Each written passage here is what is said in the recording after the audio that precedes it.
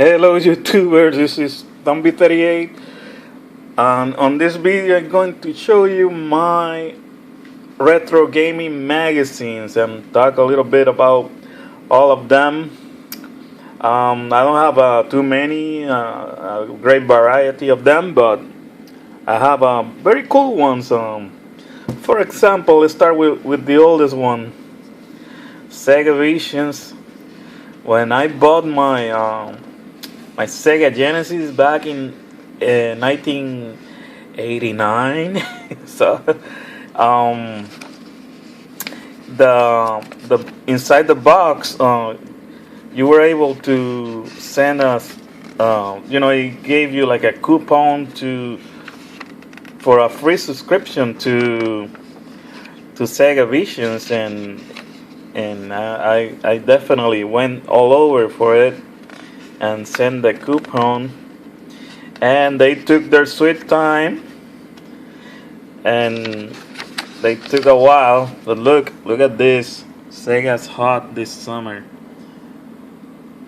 Wonderful. And they finally sent me the first issue, and as you could see, it's Sega for the 90s, a new generation. In this premiere issue, game reviews look at some hot ones. First time ever, the world of Niles Nemo. Great new strategies, hints and hints and hints. And look at the price, $3.50. Not bad. Very first issue, and let me go faster on this one. It's full of goodness, gaming goodness. Sorry for the light, but I have to have some light here. It's dark, and as you could see, it's all about Sega Master, and Sega Genesis. You got it. And for a freebie, it was awesome. I don't know if companies still do this kind of promotions any days, but anyways, unfortunately they just sent me just 2 issues, the first one and the second, maybe a third one, but I'm not sure if I still got it.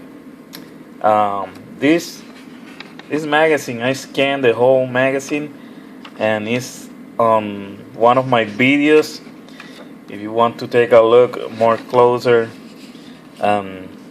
then take your sweet time and look at everything that is on this magazine. Yeah, I will put a link below so you could see for yourself. I try to put good scans, and this is the second issue that they sent me about the Sega CD. Awesome stuff, but Streets of Rage, the history of Sega, game reviews, of course. Everything here for me is all great stuff. Teenage Mutant Ninja Turtle, the Hyperton Heist, all cool stuff. Look at this advertising, man. They were really over the top, showing, trying to sell you all these consoles. And yeah, remember that. Welcome to the next level. That was for the Sega CD. It really didn't took us to the next level, but at least it tried. And see, it's a lot of classics that by the time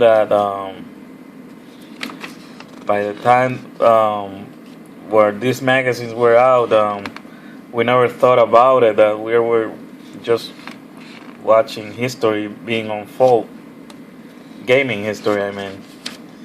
And let me go faster on this one. I'm not going through all of them. Cover commands for the Sega CD. It's a game that I always like it. I prefer the arcade version, but the Sega CD version is decent. Wonder Dog, a lame title. Batman Returns is a good game. And tons of stuff. I'm just skipping pages right now because it's too much to show in one video. Even like you see here, what was the name of this band? Mr. Big. They were getting interviewed because they were hot at that time, and that's what attract people by then,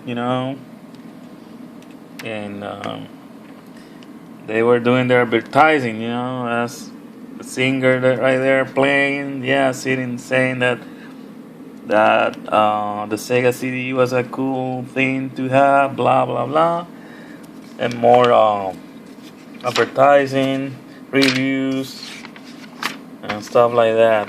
Ooh, Superman, nice. Kryptonite not included. Yeah, nice. Oh, everything is cool. I really like these magazines. And let's move on to let me put the Game Informer. Game Informer was published by Funko. Funko was the I guess they were a company that used to sell video games back in the day, and they have their own this unpublished magazine, and it was really cool, but it was not like a full magazine. It was like more like a pamphlet, because they just put out like a 30 page issues on like Sega Visions that it was like 80 pages. So it was not so robust, not a full magazine, but it was cool anyways. They have a ton of different stuff as well, and of course the reviews. This one looks a lot simpler. Oops, sorry, but it has a. Oh, look at the Neo Geo, man! Classic stuff. Still expensive, even to this day. Freaking Neo Geo. I can still buy one. Incredible.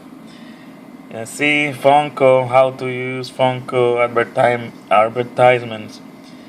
And they have here the Sega Genesis list of how how much they will take your game. Let's take a look at one. Let's look at a popular one.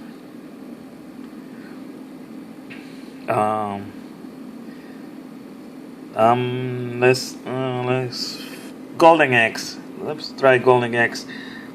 They will pay you $22, and they will resell it for $36. Just looking right there. Compare that to GameStop nowadays, and they really suck. So GameStop will give you now 25 cents, and they will sell it for 40. Freaking GameStop. A Neo Geo control deck only, $190. They will sell it for $299. Not bad.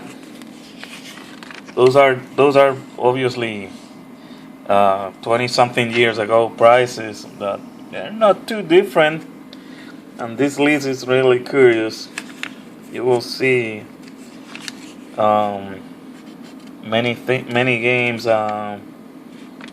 Let's see if they have Mosha or something like that for the Sega Genesis. Let's go back to this one. Mosha. They will take it for $18. They will pay you $18, and they will sell it for $29. Nowadays that game costs I guess like cartridge only could cost you like $90. With everything complete, it might cost you $120, $150. So things are still hairy in this area. So it was good to buy at the time, and not now that there's plenty of resellers and scalpers. Well, moving on, I have this one as well, Game Informer. The other issue, pretty good stuff, as always. Okay, guys, I'm going to speed up because I still have plenty of magazines to show you. So more or less, we'll be skipping a lot of pages. And this is the magazine. Basically, was a promotion for Funko to sell their own games, but at the same time, it was useful. We got the Informer from January, February issue 1993. Let's see what they have, more or less.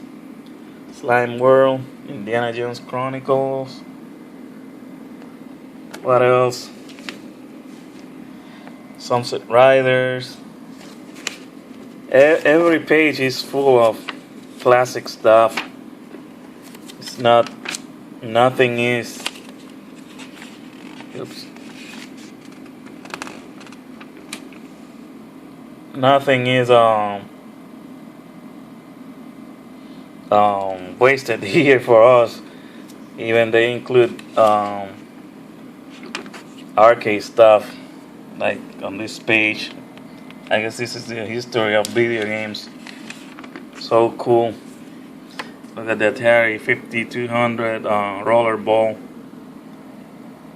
and other stuff. Okay, moving on. And this is another Game Informer, but I lost the cover. Going on, moving on. I love the advertising. So cool. You could see that they didn't waste any space. Everything was to make the games bigger, and they make it look bad and awesome. I will say that's what I'm trying to mean. Mr. X is back with a vengeance in Streets of Rage 2. Yep.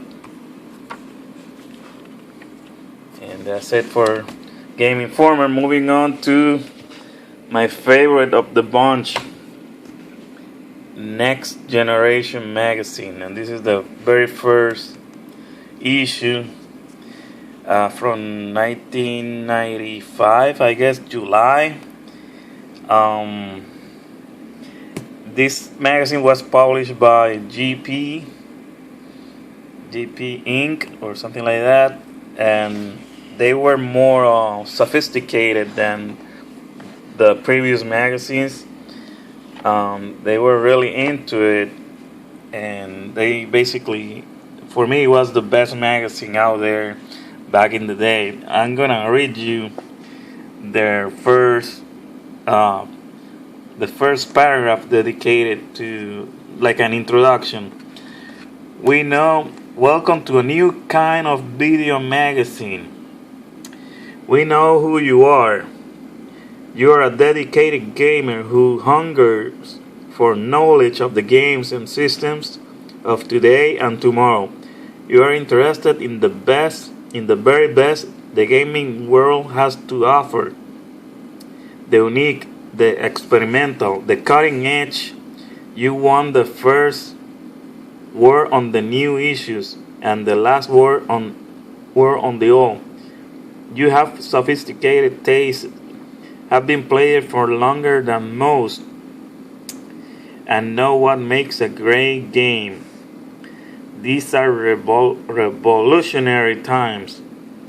The video gaming world is a turmoil as 16-bit gives way to 32-bit and beyond.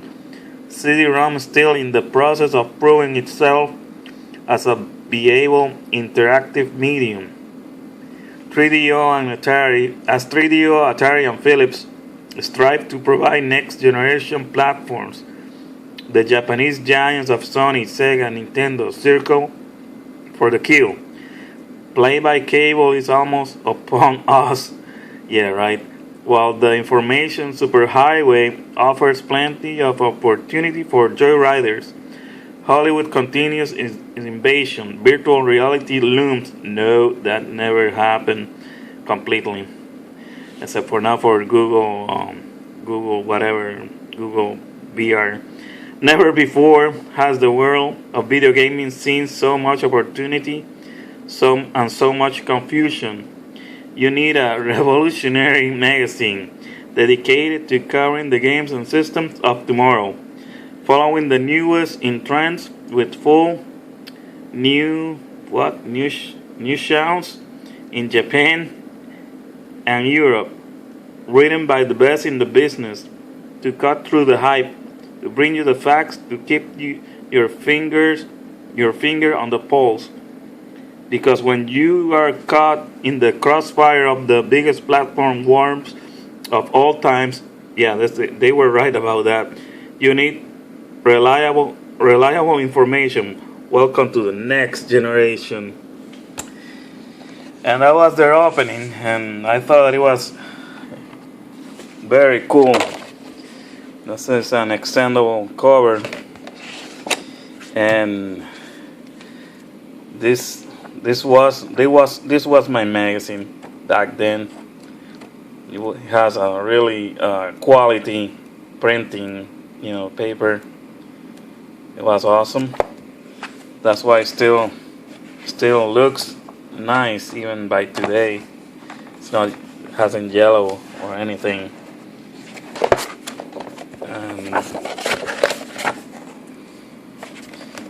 There's some classic games, of course, and other stuff. The balance tapes. Ooh, what's that?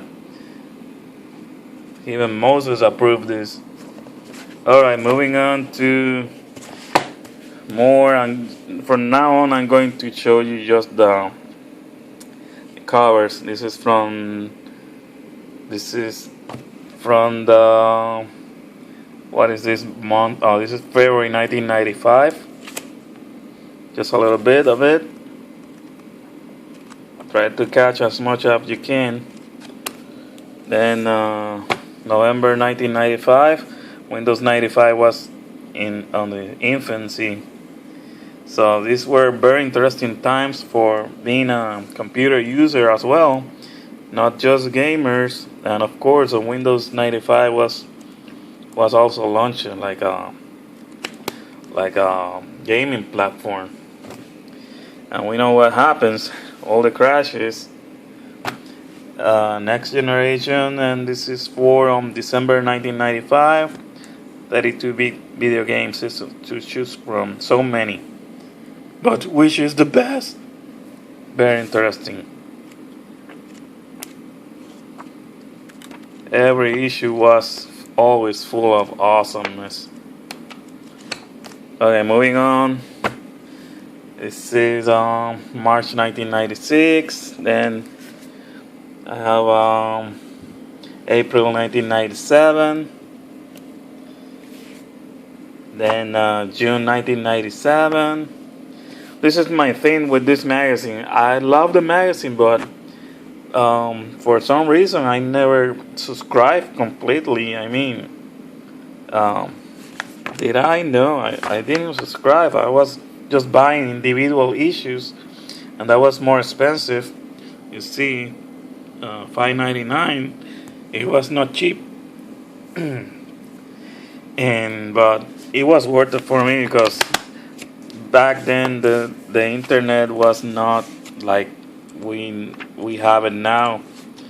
There was no Google. There was no. It was everything on the very first stages.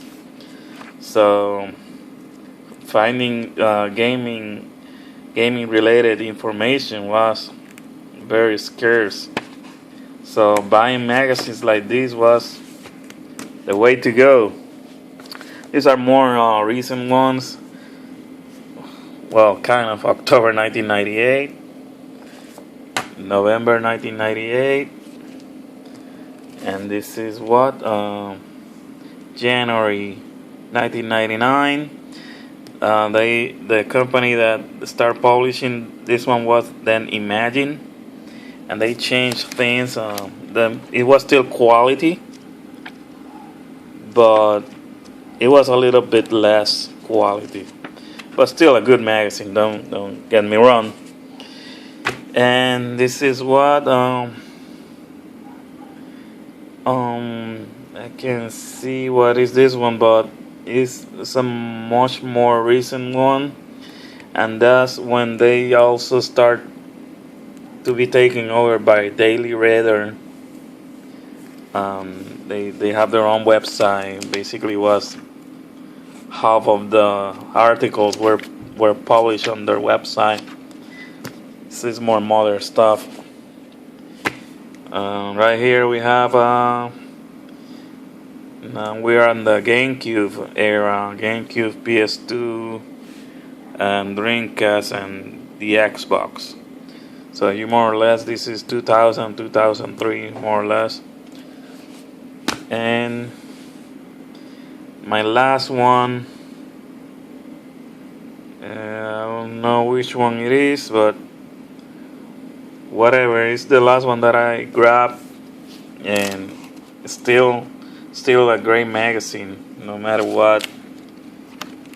Of course, everything runs out of gas, so they fall later. They stopped publishing around 2005, if I'm not mistaken.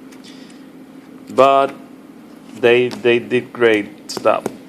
Okay, moving on to probably my second best magazine was Electronic Gaming Monthly, or also called EGM. And unfortunately, I have a stack of like 3 years of them. But before I moved to the USA, I didn't have a space on my luggage to put them all.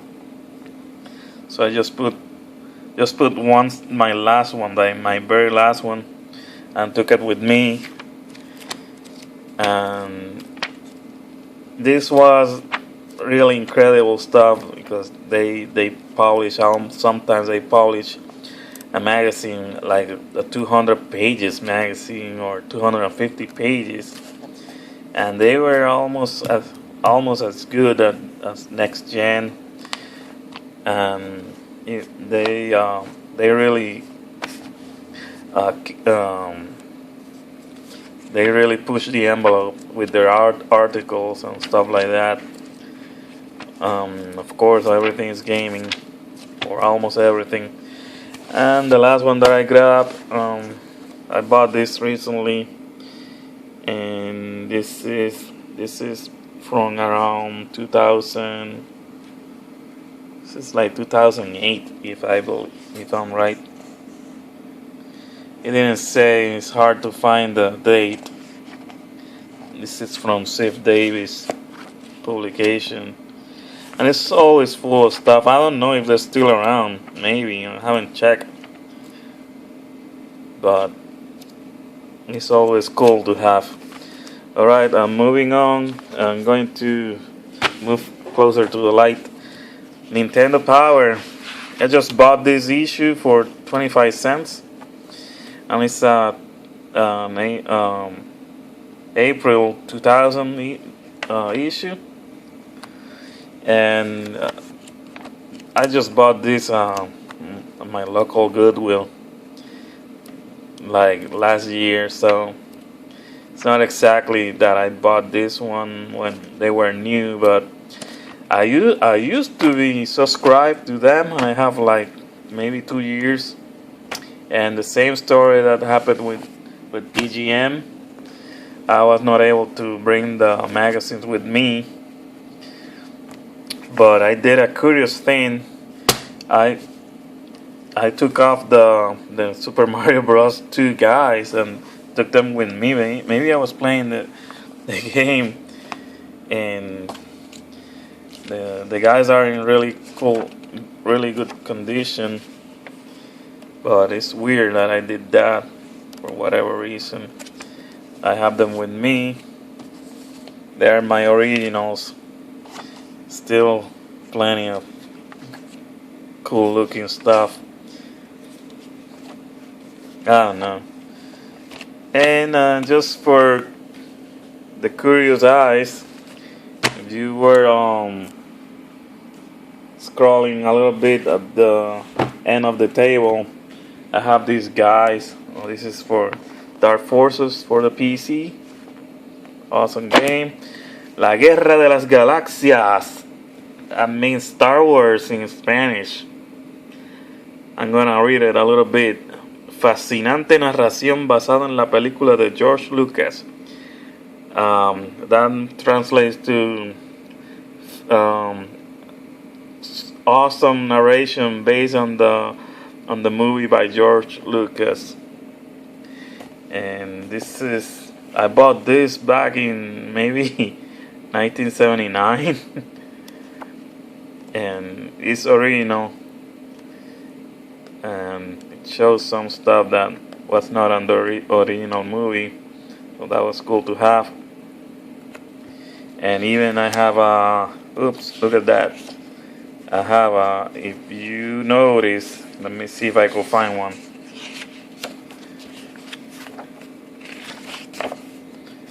It's cool to scroll to all this. Maybe, oh man, sorry for that, but I'm trying to find. I can't find it, but on these magazines, I mean this. Oh, right here. There's one. This is from the album, from the Star Wars album, that you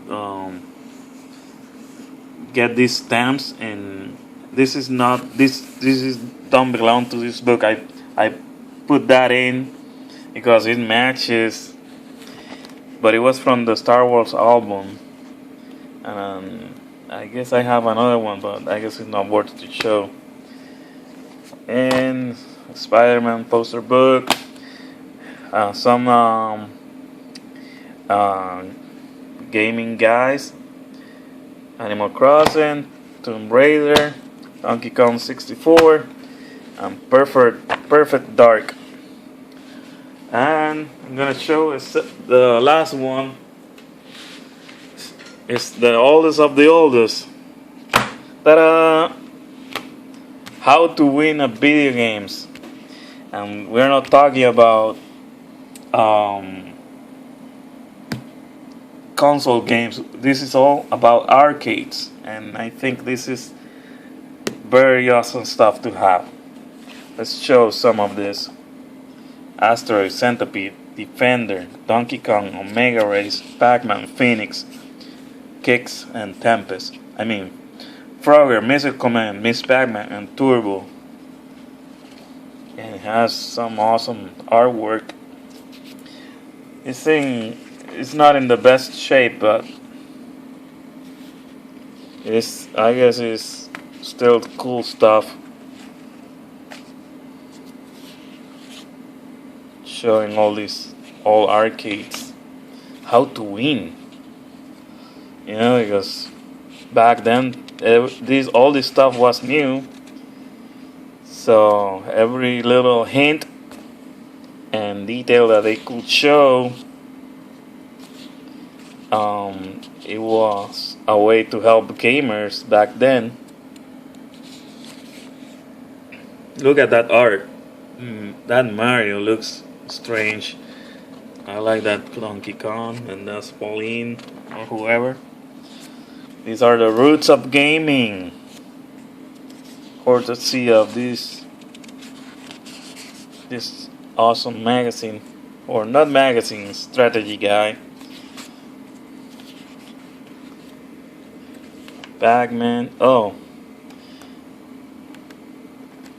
there you go. You have the idea. Let me show you something interesting at the end, and I will close the video. This is the back artwork. Pretty cool. Home video systems. They're talking about the Atari. Then they mention the Odyssey, the Intellivision, and the Atari Video System X, and that was what? The 5200 didn't have a name by then, so they were calling it Video System X. That dude over there didn't have a name yet. So that's really interesting to see. And well, guys, this is all that I have to show you. Hoping that you like this video. As always, leave me comments, subscribe, and more videos are coming. I'm trying to get ideas of what else to do, not just showing collections. But thank you for watching. Have a good night, and always collect what you like. Bless you guys. Bye.